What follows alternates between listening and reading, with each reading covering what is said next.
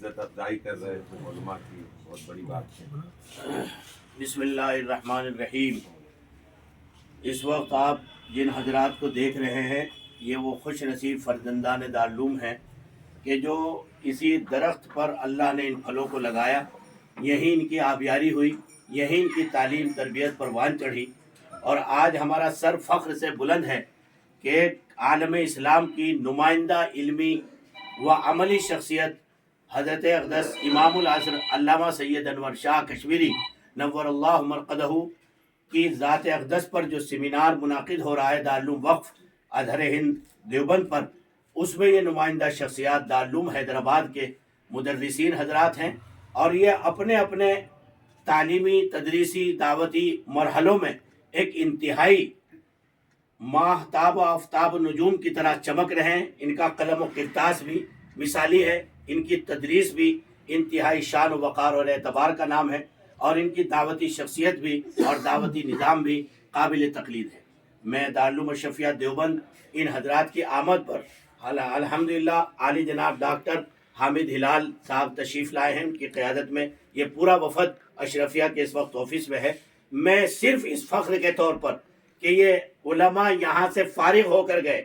اور اپنے آپ کو انہوں نے اتنا سنوارا، سجایا اور اپنے آپ کو اس قابل بنایا کہ آج اکابر کے درمیان اللہ تبارک و تعالیٰ نے ان کے قلم و کرتاس سے، ان کی صلاحیتوں سے کام لیا، اور آج پھر یہ اپنے اکابر کے درمیان ایک اسٹیٹ کی گویا نمائندہ شخصیت بن کر یہاں سرزمین دیوبند پر تشریف لائی ہے۔ یہ رومال کوئی اوقات نہیں رکھتا، لیکن میں اس کے ذریعے سے طلبہ کو یہ پیغام دینا چاہتا ہوں کہ اپنے آپ کو اتنا ٹھوس اور اتنی صلابت اور صلاحیت کا حامل بنائیے کہ جن اکابر نے ہمیں پرورش چڑھایا تھا، پروان چڑھایا تھا، وہی ہم سے پھر استفادے کے لیے ہمیں دعوت دیں اور ہمیں محبت کے ساتھ اس وقت میں بلاویں، تو یقیناً ہمارا سر فخر سے اونچا ہوگا۔ اس لیے اس بات پر مجھے بہت خوشی ہے، اور میں یہ صرف استقبال صرف اس بات پر کر رہا ہوں کہ اللہ نے ان کے اندر وہ صلاحیتیں رکھی کہ آج اکابر امت اخص الخواص کے درمیان ان حضرات نے اپنی صلاحیتوں کا لوہا منوایا، اور ان کے قلم و کرتاس کے ذریعے سے جو بات لکھی گئی حضرت علامہ انور شاہ پر،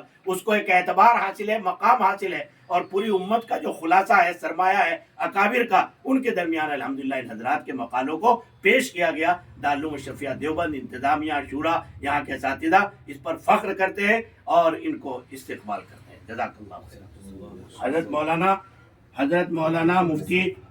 تبریز صاحب قاسمی، حلیمی قاسمی، اللہ بے حد مبارک فرمائے اور اس جوان کی صلاحیت میں، صالحیت میں خوب اضافہ فرما کر اللہ ان کو خوب کام لے اور ہمارے بڑے اکابر میں شمار فرما کر معتبر مستند بنا کر خوب بے حد قبول فرمائے۔ حضرت مولانا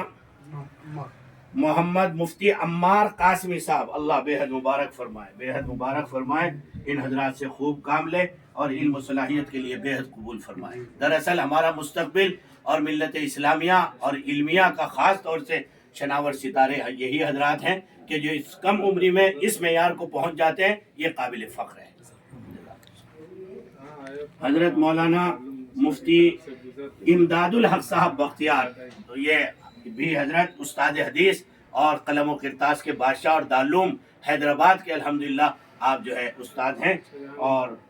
الصحوۃ الاسلامیہ کے بہترین ایڈیٹر، اور آپ کی قلم و کرتاس کی خدمات سے اللہ نے بہت کام لیا ہے اور بڑی دور تک ہمارے اکابر کا اور دین و دعوت کا پیغام پہنچایا ہے۔ جزاکم اللہ خیر۔ یہ رومال میرا ہے، تحفہ ہے آپ کا، ماشاءاللہ۔